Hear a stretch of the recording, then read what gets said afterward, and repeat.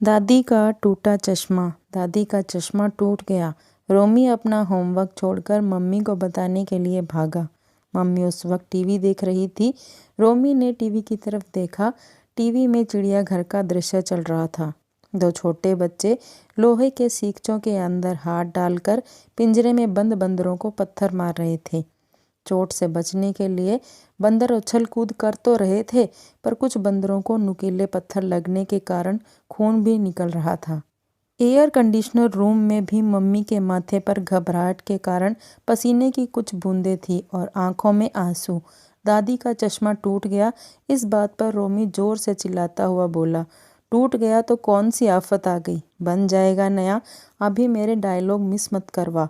कहते हुए मम्मी वापस टीवी देखने लगी। रोमी सकपका गया। उसकी हिम्मत नहीं पड़ी कि वह मम्मी से चश्मे के बारे में दोबारा बात करे। वह कमरे से बाहर निकल गया, पर मम्मी इतनी जोर से बोली थी कि दादी तक उनकी आवाज़ पहुंच गई थी। दादी ने देखा कि रोमी मुंह लटकाए हुए उन्हीं की ओर चला आ रहा था। दादी कहते हुए रोमी ने उनको पकड़ लिया। दादी का गला भर आया और उनकी आंखें भी भर आई। रोमी की हथेली पर 2 बूंद आंसू टपक गए। क्या आप चश्मे के लिए रो रही हो? रोमी ने दुखी होते हुए पूछा। दादी 8 साल के रोमी को भला क्या समझाती, इसलिए रोमी के सिर पर हाथ फेरते हुए रूंधे गले से बोली, मैं भला क्यों रोने लगी? वो तो कई बार बिना चश्मे के आंखों में पानी आ जाता है। रोमी ने दादी के उदास चेहरे की तरफ देखा तो उसने अपनी नन्ही हथेली से दादी के आंसू पोंछते हुए कहा, चश्मा टूटने के कारण आप रामायण भी नहीं पढ़ पाई, पर आप चिंता मत करो, मैं आपको पढ़कर सुनाऊंगा। दादी ने रोमी को सीने से लगा लिया और पल भर में ही न जाने कितने आशीर्वाद दे डाले।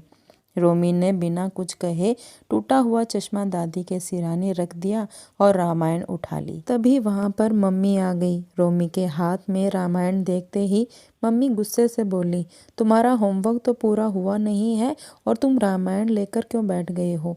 दादी का चश्मा टूट गया है ना, इसलिए उन्हें रामायण सुनाने जा रहा था, रोमी बोला। मम्मी ने गुस्से से आग बबूला होते हुए दादी की तरफ देखा और कहा, रोमी तो बच्चा है, पर आप तो उसे मना कर सकती है ना कि वह पहले अपने पढ़ाई पर ध्यान दे और उसके बाद इधर उधर के काम करे। दादी सन्न रह गई। वह किसी अपराधी की तरह सिर झुकाकर बैठ गई। अपनी सफ़ेद साड़ी से आंखें मसलते हुए बोली, मुझे तो पता नहीं कि किसके हाथ में रामायण है। तुम्हें तो पता है ना कि मोतियाबिंद के कारण मुझे बिना चश्मे के कुछ साफ नज़र तो नहीं आता है। चश्मा चश्मा, पता है कि आपका चश्मा टूट गया है। अभी 10 मिनट भी नहीं हुए हैं, चश्मा टूटे और नाक में दम करके रख दिया है सबने। रोमी गुस्से से बोला, मम्मी मैं पापा से आपकी शिकायत करूँगा कि आप हर समय दादी पर चिल्लाया करती हो। मम्मी ने रोमी के गाल पर एक तमाचा जड़ दिया और उसके हाथ से रामायण खींचकर मेज पर रख दी। रोमी रोता हुआ अपने कमरे में भाग गया और कुछ देर बाद वह सो गया। शाम को जब वह सोकर उठा तो उसे बाहर के कमरे से पापा के बोलने की आवाज़ सुनाई दी। वह दौड़ते हुए पापा के पास पहुंचा। पापा ने उसे देखते ही गले से लगा लिया और बोले, देखो मैं तुम्हारे लिए क्या लाया हूँ। रोमी ने देखा कि सोफे पर लाल रंग का एक सुंदर सा क्रिकेट बैट रखा हुआ था। रोमी खुशी से उछल पड़ा। बैट को देखते ही रोमी अपना सारा दुख दर्द भूल गया और अपने दोस्तों को दिखाने के लिए तीर की तरह घर से बाहर निकल गया। दोस्तों के साथ खेलकर जब थोड़ी देर बाद वह लौटा तो मम्मी पापा किसी बात पर हंस रहे थे। मम्मी उसे देखते ही बोली, पता है तुम्हारे पापा हमें घुमाने के लिए तुम्हारी मनपसंद जगह मसूरी ले जा रहे हैं।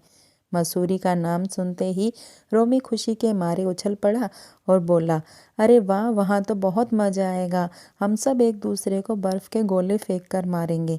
मम्मी मुस्कुराते हुए बोली, अब चलो जल्दी से सब खाना खा लो, कल पैकिंग भी करनी है, हम परसों सुबह ही निकलेंगे। तभी रोमी को तुरंत ही दादी के चश्मे का ध्यान आया और वह बोला, पापा दादी का चश्मा टूट गया है।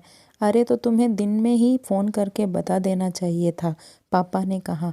रोमी ने मम्मी की ओर देखा, पर वह बिना कुछ बोले ही किचन में चली गई। पापा कुछ सोचते हुए बोले, हम मसूरी से वापस लौटकर उनका चश्मा बनवा देंगे। पर दादी को तो बिना चश्मे के कुछ दिखाई भी नहीं देता है।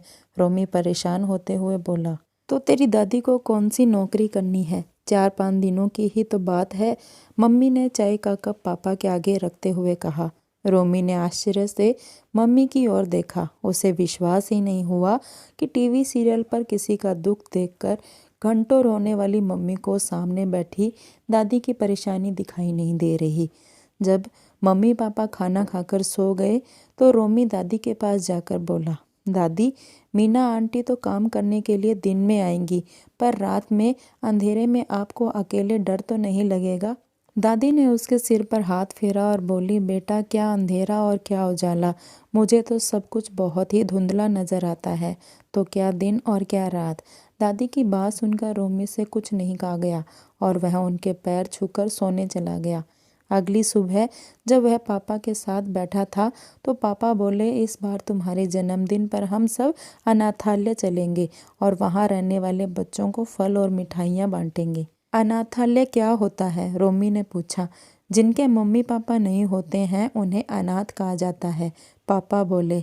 तो पापा, फिर तो आप भी अनाथ हुए? रोमी पापा को देखते हुए बोला। पापा का चेहरा गुस्से से लाल हो गया। वह रोमी को चांटा मारने वाले ही थे कि मम्मी बीच में आते हुए बोली, दिखता नहीं है, तेरी दादी ही तो तेरे पापा की मम्मी है, तो पापा अनाथ कैसे हुए?